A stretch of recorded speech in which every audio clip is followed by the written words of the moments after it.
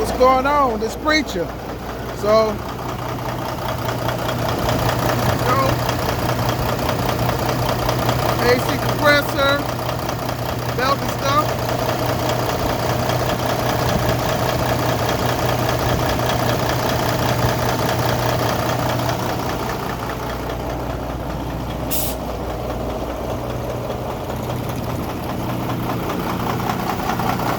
Going on.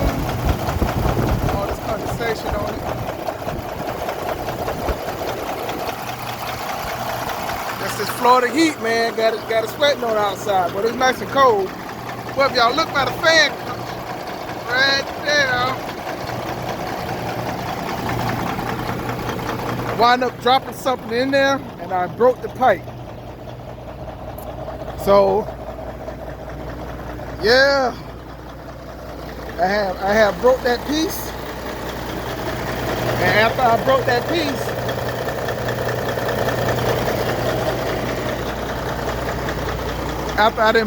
piece, I had to go to the Home Depot to get another piece. You know, it's Saturday and everybody was closed because of Memorial Day weekend, so I had to do the Home Depot. Now, the piece here that broke, right? This here piece that broke.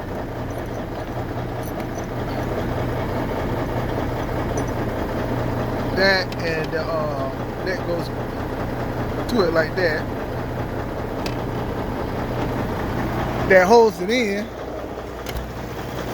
I couldn't find. So, see that?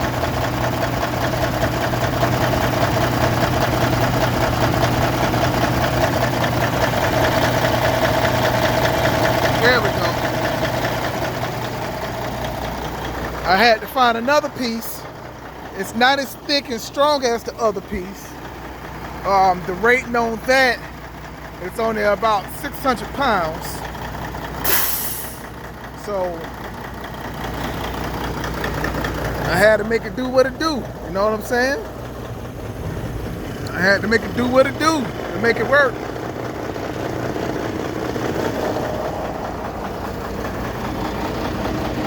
So I had the little Milwaukee drill up there because of the bracket that was on the air conditioner that holds the AC compressor in place. Remember I said about my bolts that had broke off in it, so I had to take that bracket out and dig the bolts up to put in new bolts for it. Stuff like that. So yeah, so I had to put in new bolts and stuff for it. So I had my Milwaukee fuel up there, and then it just fell. I hit it with my arm, and it fell, and then it hit that pipe piece that goes to my fan clutch that brings the air to the fan clutch, and broke it. Then it broke it off in there. So then I had to fix that as well. So man, yeah, it was a lot of stuff I had to do. Now that piece wasn't nothing but like $2. So that wasn't that, and then so I just used the same, my regular old fittings that I had. It just was that one particular pipe piece that cost $2 on it. So it wasn't a biggie with that. Just yeah. So that's what I had wound up doing. And that piece, it took me, I'd say about another 10-15 minutes. Yeah, it took me about 10-15 minutes to do on that piece. So, and I had to go to the Home Depot anyway to get that other hook, the eye hook piece. So I went to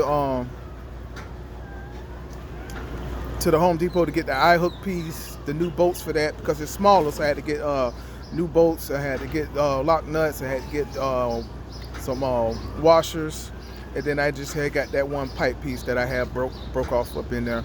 So that wasn't a biggie. And then I had just put another screw piece in there to unscrew it all out to tap the other piece out. So it wasn't a biggie with that. It was like an extra 20 minutes. But the air conditioning was the worst. And then the boats, because trying to find the boats, all the places where you can get the boats and stuff for everybody was closed.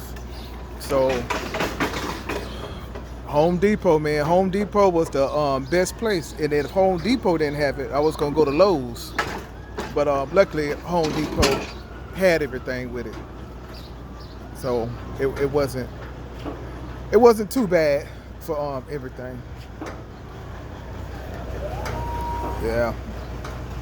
So that just was the thing, man. Working on that thing, and then I hurt my shoulder and my back trying to do it. Cause then my friend would let me use his tools, and then while I was working on one thing, he was working on digging out the bolts that had broken inside the bracket piece.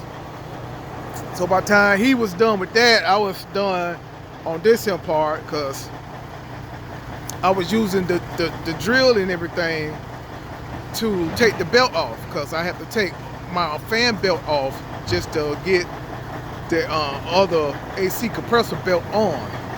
So I had to do that. So I was taking all that out, and then I just hit the drill and the drill. I'm like, man, one problem caused another problem. It was a quick fix though. But today is my load that I got. I picked up on Sunday, and now I'm delivering this on Monday at this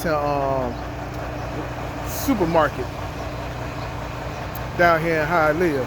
Now they're supposed to be in here at 5:30. They didn't get here to 7 o'clock.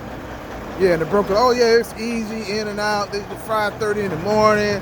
Yeah, well, the manager, he decided to sleep in.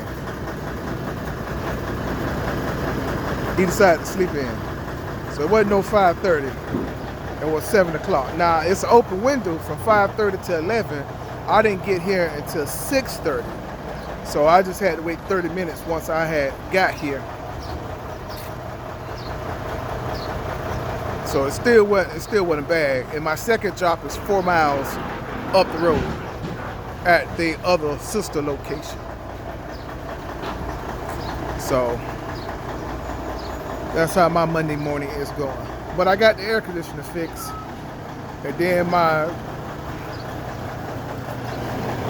turn signal switch, that then broke. It was already having problems, right? Yeah, excuse me. The switch here, my signal stack. So it was already having problems. I had to get out this truck way.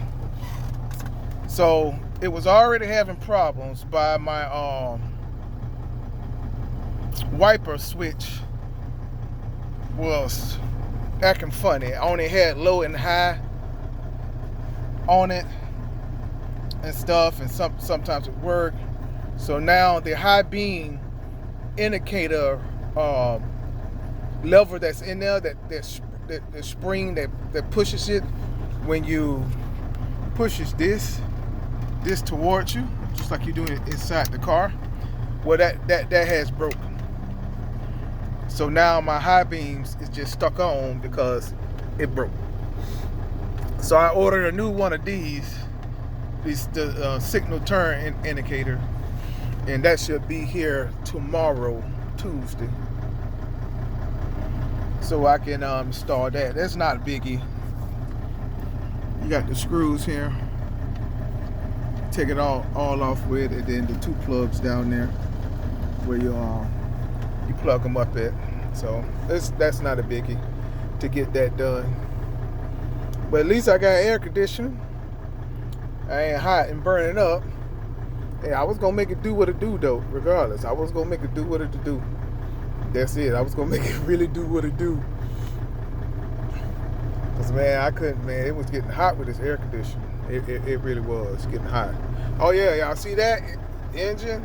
Yeah. Yeah. So that air leak that I showed you in my other one that's on top of the transmission is causing the light to come on. So, and it just come on at idle or when I slow down. When I am on the pedal moving, it comes off when the air pressure is pressurizing. Because even though I'm sitting, see how the pressure is going out because of the air leak I got? But because it's on top of the transmission, it's showing a bad change rate for it. So it has to be spinning a lot faster. But on a slow spin, the change rate is low because of the air pressure on it. So I got to get that fixed on that.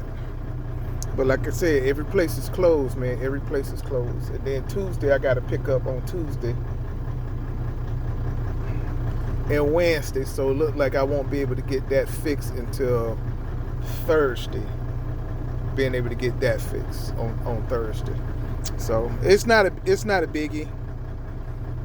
You know, I mean, I got to hear that little beeping noise and my signal going off showing me that something is wrong because of that air fitting that is leaking. But besides that, man, I'm not going to too much worry about nothing. You know, I'm not going to too much worry about it. Just change the fitting when I can. I'll probably try to do it Tuesday morning because I don't have nothing. If my shoulder and my back is feeling all right, I get up under there and do it myself. If not, I'm gonna have to wait. If I got to do it myself, I'm gonna wait on it. So these my little issues with Karen, you know, trying to keep her up. But the problem is, again, like I said before in previous, this truck has set for a whole year. So now that everything is going back and they're getting all the pressure and all this other particular stuff back again, you know, you basically pretty much would have to change all the air fittings on this truck. I mean, I'm already up to over 20 air fittings on this truck. So it just keep coming in. I just keep rolling. Pretty soon, all the fittings is going to be changed. I changed all the fittings in the engine, changed the fittings up in there. I'm talking about inside my dash for my buttons and stuff, for my axle lock, my air suspension, my fifth wheel. I had to change those fittings in there. So I got those changed. I got all the fittings changed on my primary tank and my big tank. So I need to change. Got half the fittings changed on my secondary tank. I got to change the rest of those fittings on that. So I only got a couple more fittings. Probably I got another 8 or 10 more fittings that I have to change out. Especially when you're doing your tanks, you might as well do them all. But on my secondary tank, I've had that video of it before when the plug and the fitting had popped on that. So I just had placed those two on the secondary tank. And I didn't go back and replace the other half of it. So I got to just do the other side, replace the other side of that. See how my bright light indicator is still on? Yeah, for that switch. I'm like, man, if it ain't one thing, it's another. That's what you say. But people will be like, well, it's time for a new truck. It's time for the new truck. I'll tell the people, y'all crazy. Y'all go out and go get a new truck. So like with Josh, how his truck been in the shop for the last 2 months, in and out. He got a brand spanking new truck. So I guess it's time for him to go out and get a brand spanking new truck again too, huh? No, you just, when a problem comes, you just address the problems as they come. Okay, and then you just run the truck in the ground, and then you get a new truck once you then ran it into the ground. But running it into the ground don't mean little stuff. A fitting on it costs anywhere from $6 up to $12, $13. So yeah, it's causing the light to come on, but that's like a $15 fix. The light will come off. It already comes off when you step on the gas. It already comes off. Anyway, so that's what I mean by people be so crazy. Well, it's time for a new truck. For what? Because you don't want to spend $100 on your truck. Yeah, it broke down again, but it's just $100, or it's just $300, or it's just $400. You know, you just keep going. That's what you have a maintenance account for. So when stuff happens, you got money set up for stuff happen, because something is going to happen. The truck is going to break down. Brand spanking new. Oh yeah, with a brand spanking new, you don't have to worry about parts, but you still got to worry about being down, taking it to a dealership. Yeah, you're not paying for something, but if you out of town, you're gonna be paying for that hotel room, and you losing money, and you have a truck payment. I don't have no truck payment, so I don't care if this truck is costing me $1,000 a month to keep on the road. Well, guess what? I can consider that $1,000 that is causing me to keep on the road as my truck payment. I can do that. And that's still cheaper than a lot of people is paying for a truck payment. Long as it's nothing major wrong with the engine or the transmission, I'm fine. Even if it is a transmission, I can get a remanufactured transmission for this truck for $1,000 and get it installed, get the other one dropped and this one installed for $1,300. So $2,500, I got a remanufactured transmission, and I'm ready to go. Just that simple. I got a 9-speed. So when it is time for me to change my transmission out, I'm going to change it to a 13-speed instead of a 9-speed. That's what I'm going to do. But the transmission and stuff is still good. The engine and stuff is still good. When I had the overhead adjustment, they had looked at the cams and everything. All my rollers and stuff is fine. When I just did the my oil pan gasket, so when they had the oil pan gasket, they looked at the rods and mains, and they looked perfect. But I only got 526,000 miles. Finna be 527. See? So it's finna be 527. And those are the actual miles verified by the ECM. So the engine is good. So that I don't have that to worry about. So it's just all this little stuff that I'm dealing with this truck. But again, I'd rather pay $1,000 a month keeping it up. And then most of the time I'm getting the work done when I'm done for the week. Or I get it done at the beginning of the week before I start my week off. So I'm not losing money on my gross. In 5 months, I have done $80,000 in 5 months. I'm going inside of month 6 and month June, but for the month of May, from January to May, I did $81,000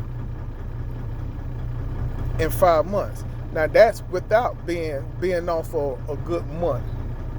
I just was off for 12 days. This past month, I was in a hospital. I was sick and I was inside the hospital. And then after that, before that, when my fan cutter stuff was out, I was out for 8 days with that. And then all the extra time that I then took off. The 4 days here, the 3 days there, the 4 days there.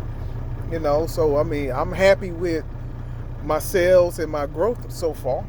For 5 months to be 80, that's pretty good. Like I said, I already told y'all what I do plenty of times. But anyway, I'm on track to do 200,000 in gross revenue in this truck for the year. Easily. With taking all my time off, I'm still up to do about $20,000. And that's with me being home 5 nights a week, Saturdays, Sundays off. Majority of the time. Unless I'm finna take some time off, then y'all know how I do. I go ahead and work the weekend so I can, take some time off and things like that. But anywho, like I say, I'm on track to do $20,000 doing a local work in Florida. That's a good hustle. That's a good hustle. I do not like that engine light being on. Even though it is just the fitting and the air on top of the transmission and stuff that's causing that, it's just like, I don't like it, because I like to make sure everything is running right. So when it does come on, I know I have a problem I have to adjust. But at least I know what the problem is, and I know it's like a $15 fix. Now, when I do replace that one fitting, I'm going to replace all of them. It is 4, so I'm just going to go ahead and replace all 4 fittings. And the one that's broke, I'm going to throw away. And then the other ones that I have, I'm going to keep as a backup. So that's what I'm going to do with that. All right, man, this video already 20 minutes. Thank y'all for watching. I appreciate y'all. I thank you for your curiosity of what's going on. I thank you for your prayers when I was inside the hospital. I am doing a little bit better. I'm about 65% better now.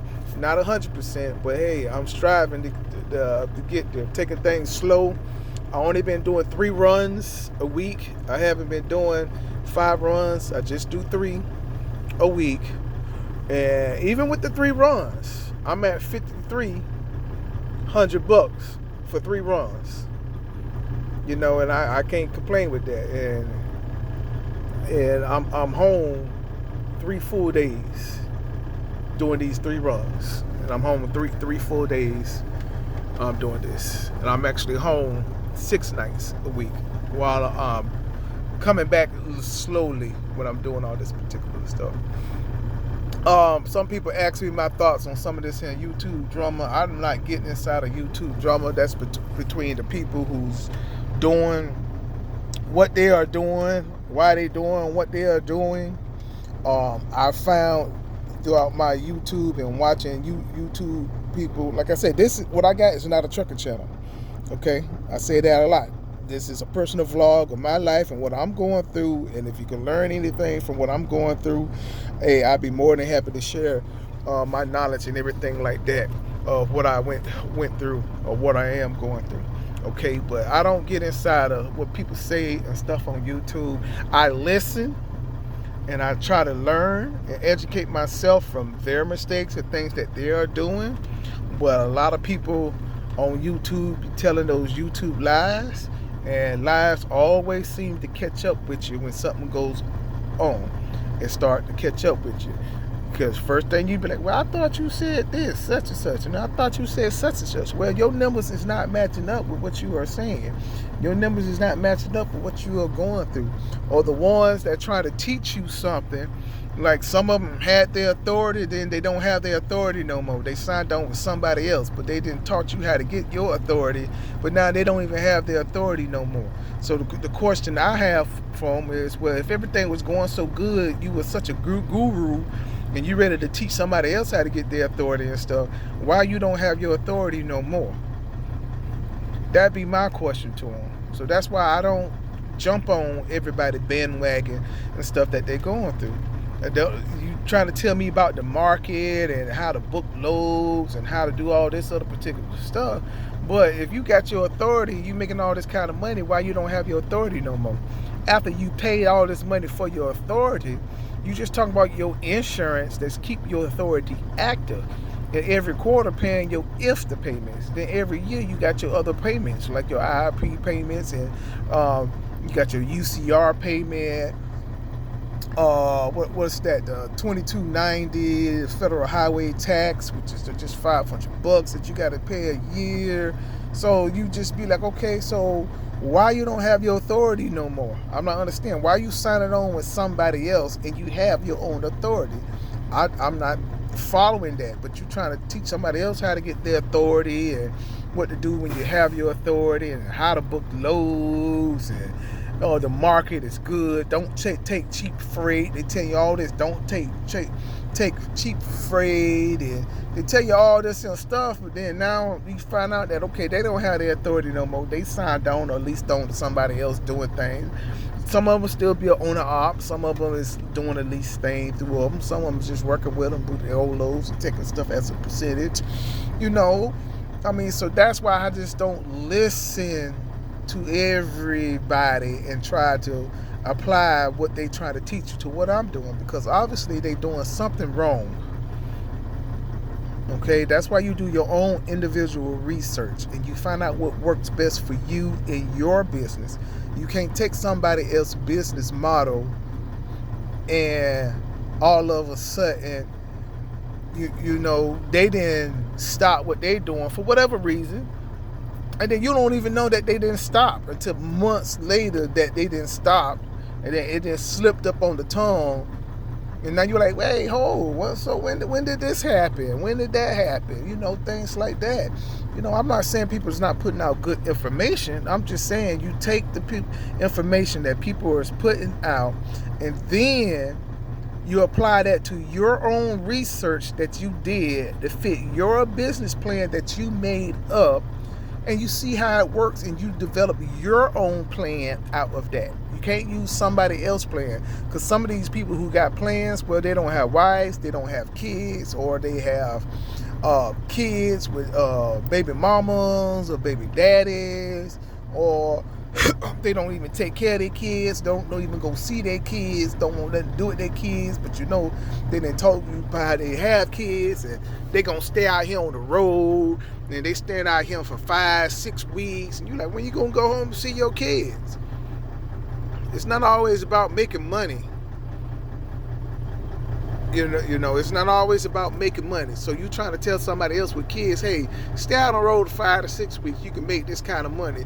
Ask your kids whether they want the money or whether they want you. Okay, your kids will tell you every time they rather see you more, because you ain't giving them all the money that you making. You're not. So that's why I don't jump on everybody bandwagon and stuff like that they are doing. Well, okay, man, y'all have a blessed day, man. Y'all really do. Okay, for each one, teach one. So if a trucker out there need help, no matter what little knowledge you have or what lot of knowledge that you have, you know, somebody always can learn from something that you didn't went through or what you are going through. All right, man, y'all have a great day.